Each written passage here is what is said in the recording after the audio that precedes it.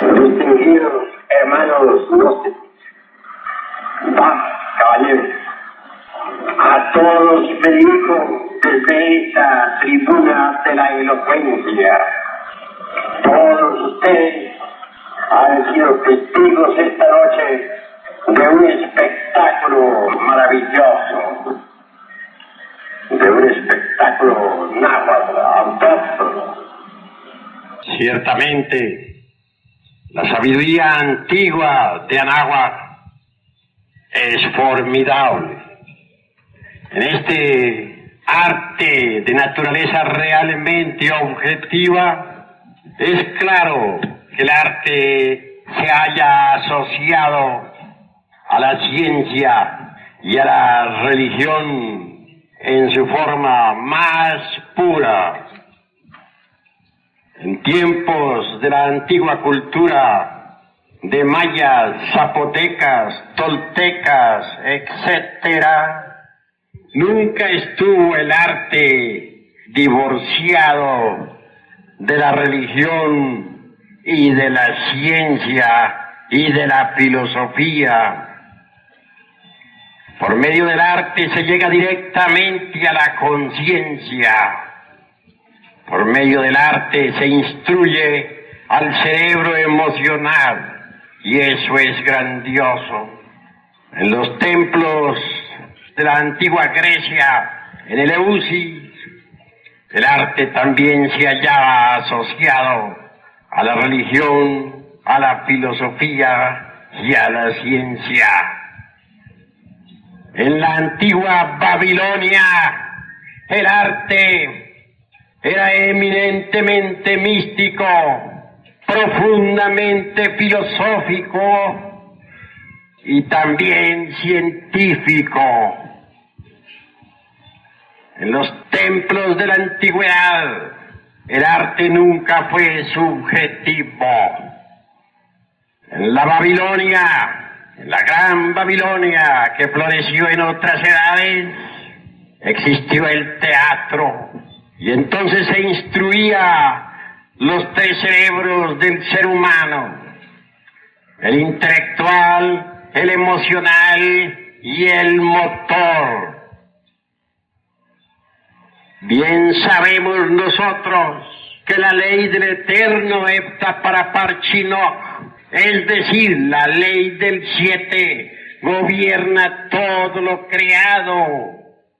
Así que nunca faltaba en las esculturas de la antigua Babilonia, ni en los monolitos y esculturas de este México milenario, la sabiduría artística basada en el número 7.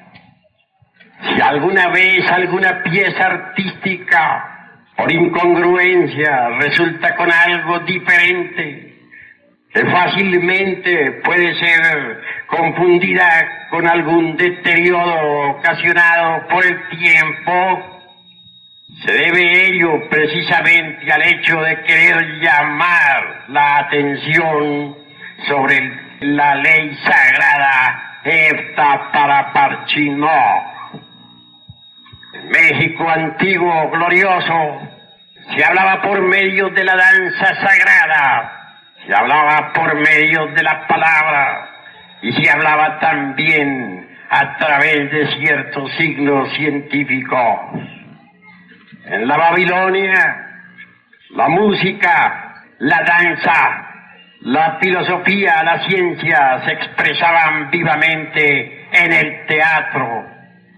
A través del centro motor, por medio de la danza, se instruía este cerebro. A través del centro emocional fluía pues la emoción más pura, y a través del centro intelectual se concebían ideas trascendentes y trascendentales. Se instruía al centro intelectual, se instruía al centro emocional y se instruía al centro motor. Se usaba la danza, se usaba la palabra que iluminaba, se usaba la mística religiosa. Y los tres cerebros del ser humano, intelectual, emocional, motor, recibían instrucción. Vienen a mi memoria las danzas de Egipto, de Samotracia, de Grecia, de India, de Persia, y también estas danzas extraordinarias y maravillosas de nuestros antepasados aztecas. Amigos, la sabiduría que floreció en el México antiguo es la misma de Egipto. Es la misma de la India milenaria, la tierra sagrada de los Vedas. Es la misma de Samotracia, de Troya, de Roma, de Cartago. Quienes piensan ignorantemente que nuestros antepasados de Anáhuac adoraban ídolos están totalmente equivocados, porque México tiene una cultura extraordinaria y maravillosa que deviene de los más antiguos tiempos. Bien podría haber México conquistado Europa para enseñarle una doctrina solar, para llevarla a un nivel de más alta civilización.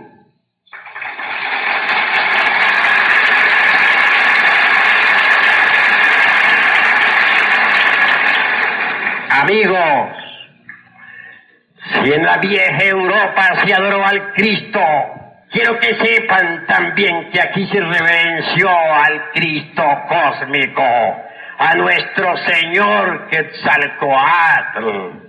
No es pues Quetzalcóatl un ídolo, como presumen de ello muchos supercivilizados ignorantes.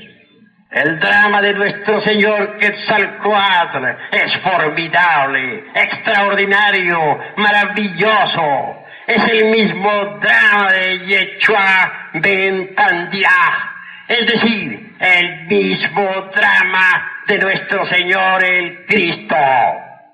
Bien podemos asegurar y en nombre de la verdad que Quetzalcóatl es el Cristo. Si leemos cuidadosamente los viejos códices, hallaremos riquísima información sobre nuestro Señor Quetzalcóatl. Vivía él, se dice, en una casa espléndida, en una ciudad maravillosa, viva representación divinal del paraíso terrenal. Un día cualquiera, dice la tradición alegórica o simbólica, mandó llamar a su esposa. Ella concurrió al llamado. Se extendió la estea sagrada en el duro piso y cuenta la leyenda de los siglos que se embriagó con vino. No debe tomarse esto en el sentido literal de la palabra. Realmente se trata de alegorizar el drama edénico.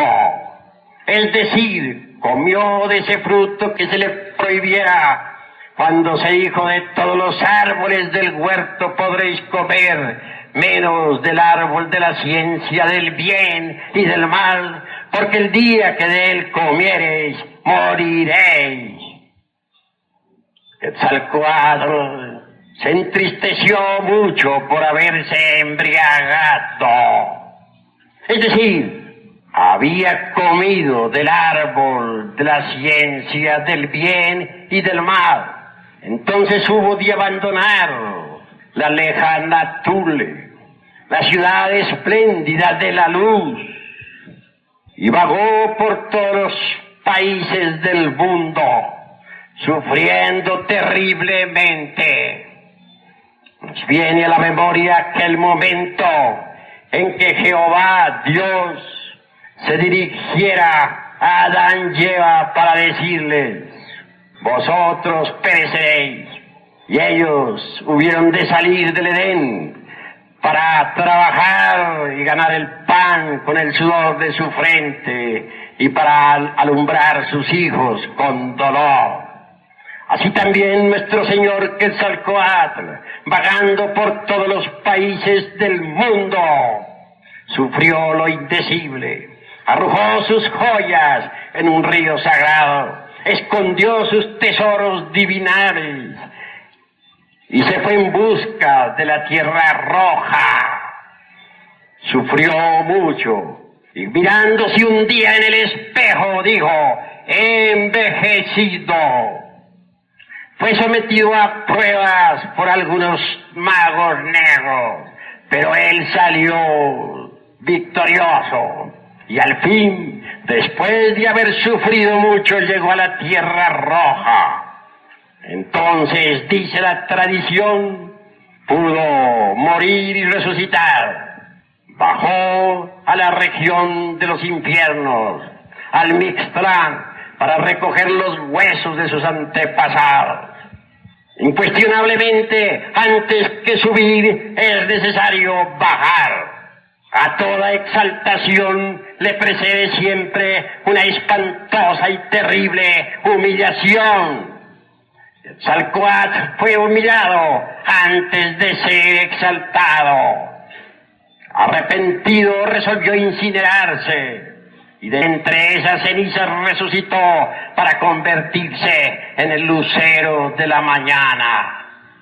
Recordemos nosotros aquella frase del Apocalipsis que dice: al que venciere le daré el lucero de la mañana.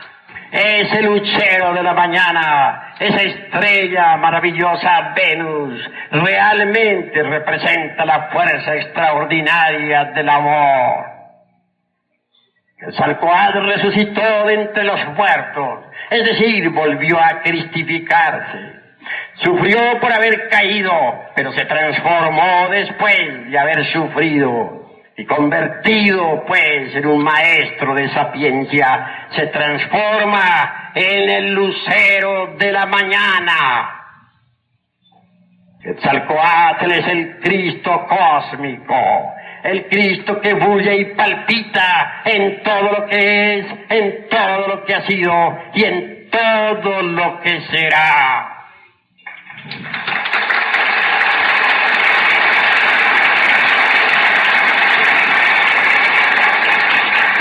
En todas las ciudades de los distintos reinos de este antiguo México se rendía culto a nuestro Señor Quetzalcóatl. Y si nosotros visitamos Yucatán, hallaremos en algunas piedras todavía la historia de la vida, muerte y resurrección de nuestro Señor Quetzalcóatl. Eso se debe a que los antiguos náhuatl, los antiguos mexicanos, eran verdaderamente guerreros y sabios. Conquistaron otras tierras, se expandieron hacia el sur, llegaron a Yucatán, impusieron su doctrina en todos los lugares centroamericanos. Ni siquiera los mayas pudieron rechazar el grandioso culto al Cristo cósmico, a nuestro Señor Quetzalcóatl. Incuestionablemente, la religión náhuatl, y lo mismo que la maya y la tolteca, están impregnadas de tremenda sabiduría divinal. Quienes supongan, por ejemplo, que los dioses de Anáhuac o los dioses toltecas o zapotecas eran meramente ídolos, se hallan perfectamente equivocados. En nombre de la verdad diremos que los dioses de la antigua Tenochtitlán no fueron jamás ídolos. Los náhuatl no eran tan ignorantes como suponen los extranjeros que vinieron de Europa, como para adorar ídolos.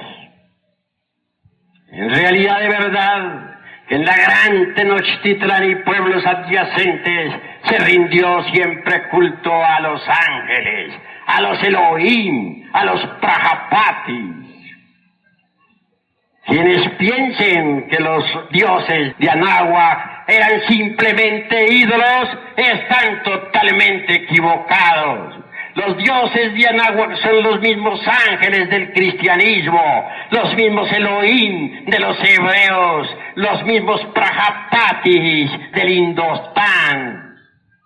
Por ejemplo, el Señor del Viento, aquel Dios maravilloso que tanto fue adorado en los pueblos antiguos, no era simplemente un ídolo. Hecatl es el señor del movimiento cósmico y tiene una escuela. Todavía hace poco tiempo que se realizó en el Yucatán un gran congreso de mayas. Se realizó en un pueblo que ahora no menciono. El dirigente de aquel congreso fue un maya. Sin embargo, fungía ante el pueblo como simple sacerdote católico. Y se realizó el Congreso del Mayab en pleno atrio de la iglesia.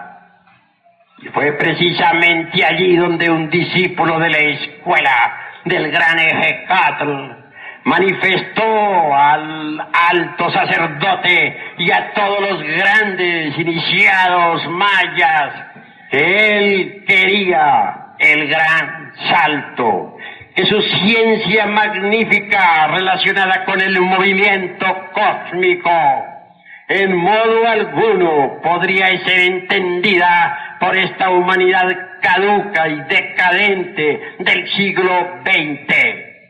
Pedía permiso para dar el gran salto, es decir, para meter el cuerpo físico dentro de la cuarta vertical definitivamente y marcharse a otro planeta. Suplicó, se postró en tierra ante todos y oró. Y la congregación le confirió el permiso. En presencia de todos, metió el cuerpo dentro de la cuarta vertical con procedimientos esotéricos y científicos que la gente esta supercivilizada ignora totalmente. Ahora ese gran maestro vive en otro planeta.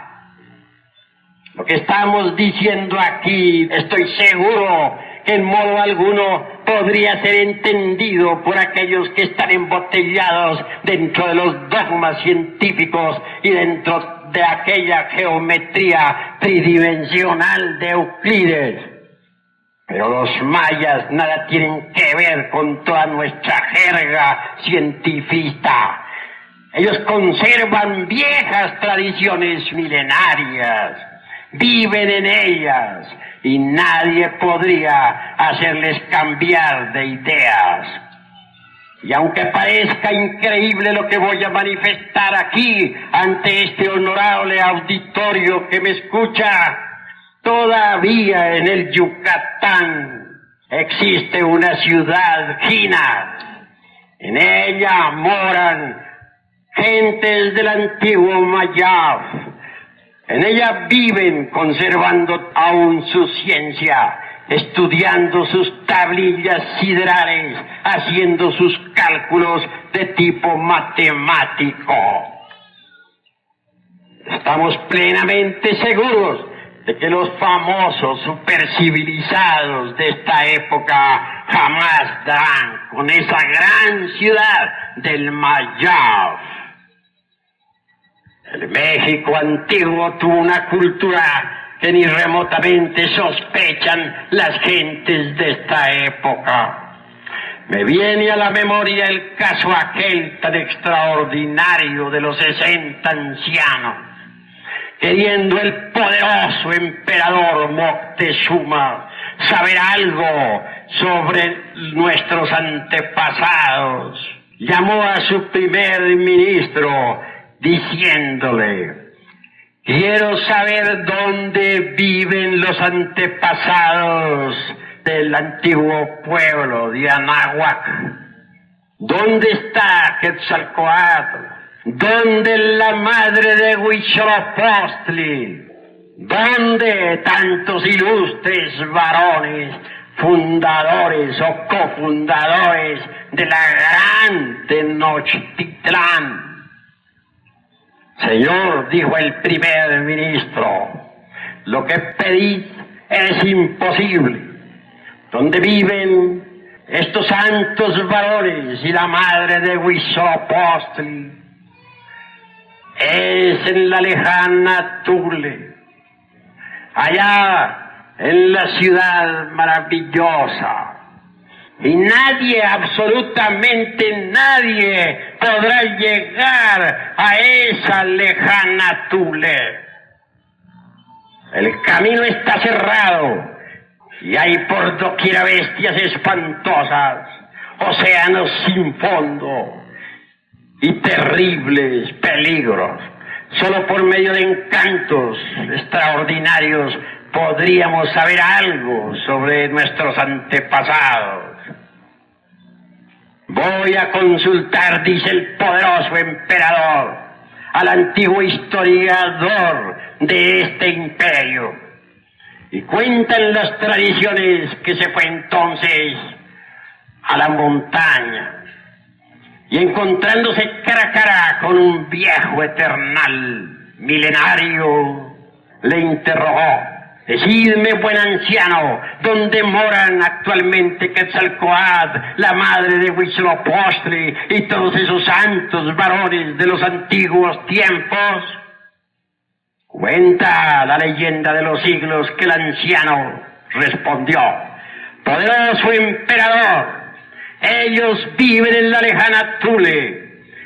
Quisiera llegar allá, dice el gran emperador. Imposible, el camino está cerrado, no es posible. Solo metiendo el cuerpo por medio de encantos extraordinarios dentro de la cuarta vertical podríais llegar a ese lugar. Lo que me ha dicho el primer ministro, responde el poderoso emperador Moctezuma, es verdad, porque el anciano historiador de este gran imperio me lo ha comprobado. Y marchándose, llegó a su palacio. Días después los heraldos convocaban al pueblo y convocaban también en forma específica definida a los 60 ancianos. Estos vinieron. El emperador, dirigiéndose a ellos, les dijo: quiero saber dónde viven los dioses de Anáhuac. Quiero saber algo sobre Quetzalcóatl y sobre la madre de Huitzilopochtli y sobre todos esos santos y heroicos varones fundadores de la gran Tenochtitlán.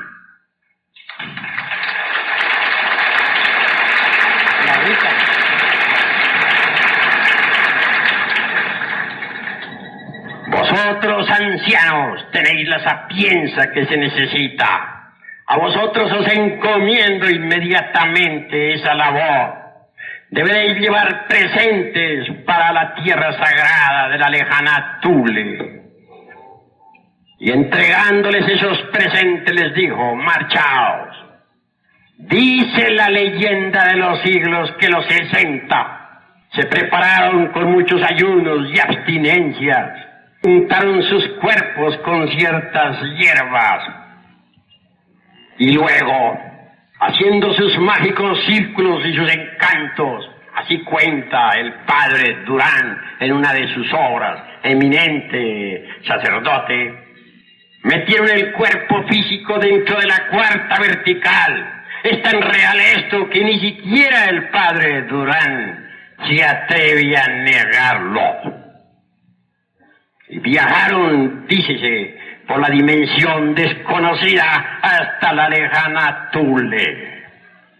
Al llegar allí, dice la historia que entonces se pusieron en contacto con un buen anciano. Preguntaron ellos por estos heroicos fundadores, discípulos de los dioses santos. Y se les dijo que ellos vivían allí. Se condujo a los 60 hasta el lugar donde estaba viviendo nuestro señor Quetzalcóatl y todo su séquito de heroicos y nobles varones mexicanos.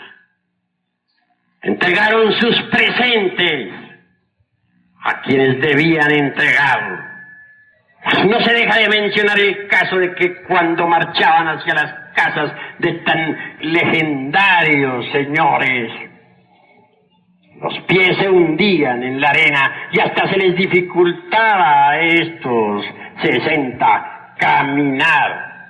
¿Qué os pasa?, preguntó el anciano a los 60. ¿Por qué no podéis andar? ¿Qué es lo que coméis vosotros, mexicanos? ¿Qué es lo que bebéis? Los 60 respondieron: Señor, nosotros bebemos mucho pulque y nos embriagamos. Comemos de toda clase de carnes de caza. Desgraciadamente también fornicamos. Es por eso, ilustres varones, dijo el anciano, que se os dificulta caminar en este lugar.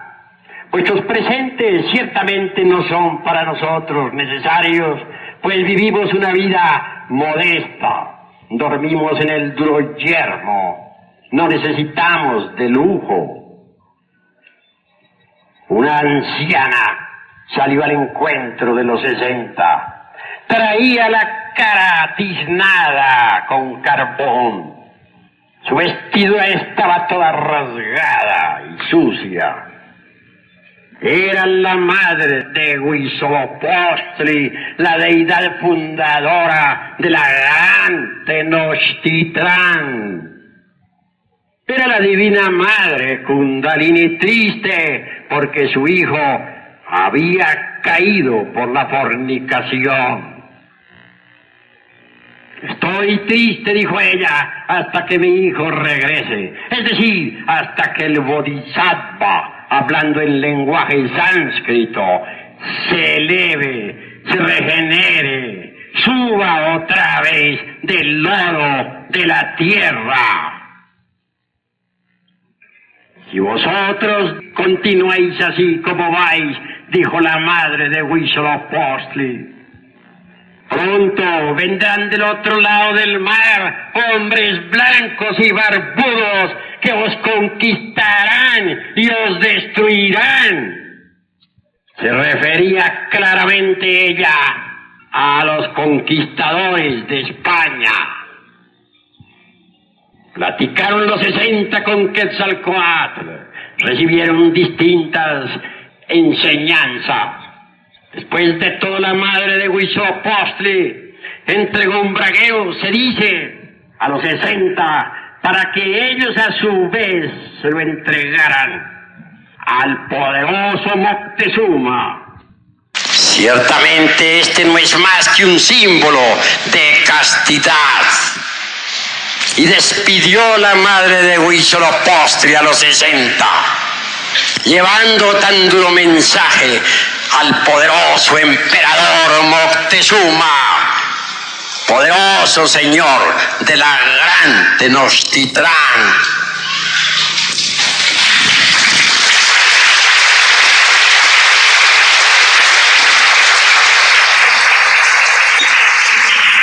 Regresaron los 60 por entre la cuarta vertical, con su cuerpo físico en estado de ginas. Algunos de ellos perecieron durante el trayecto, pero quienes lograron volver a la gran Tenochtitlán entregaron el mensaje al poderoso emperador, y él y su primer ministro lloraron, llenos de dolor.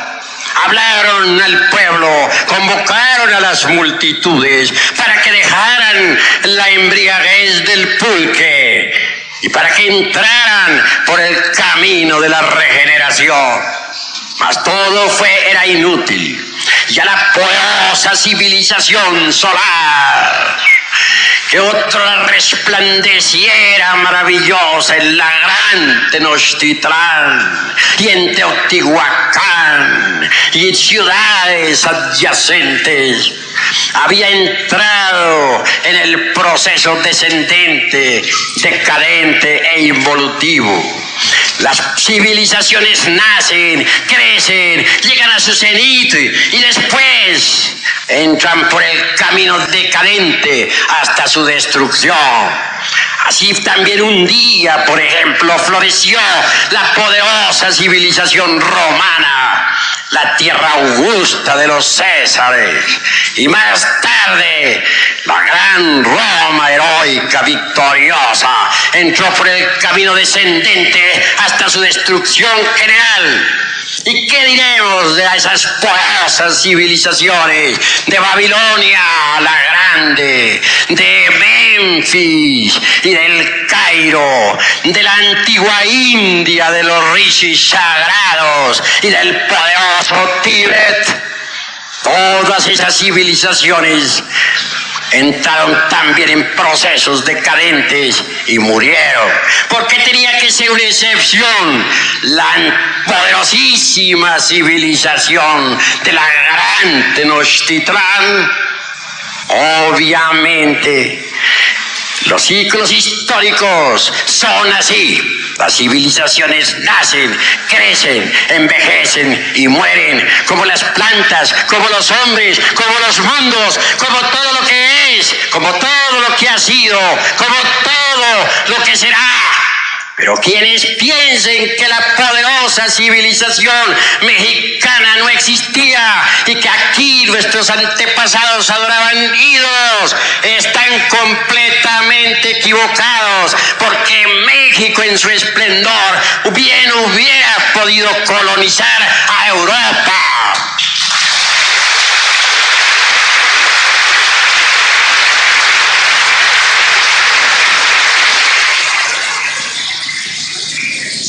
Nuestra Asociación Gnóstica de Estudios Antropológicos y Culturales posee tesoros preciosos.